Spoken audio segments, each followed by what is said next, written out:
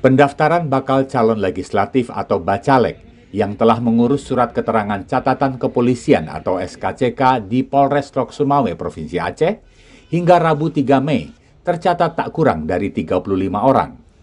Mendapatkan SKCK merupakan salah satu persyaratan pendaftaran Bacalek tingkat kabupaten kota hingga provinsi, dilakukan mulai 2 hingga 14 Mei.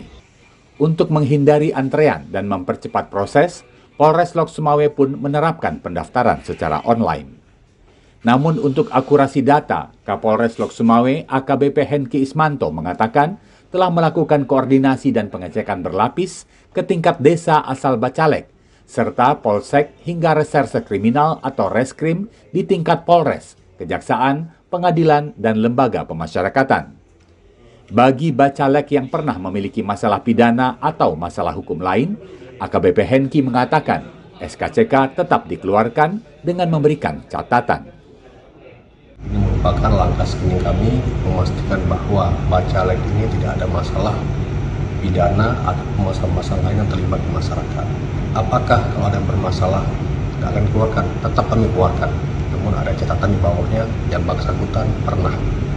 Nah, jadi tidak ada masalah dan langkah ini dilakukan dalam rangka untuk benar-benar memfilter calon Bacalek dapat lebih baik. Proses pengecekan dan penerbitan SKCK juga dilakukan secara kolektif, di mana Bacalek mengumpulkan data melalui partai pengusung masing-masing.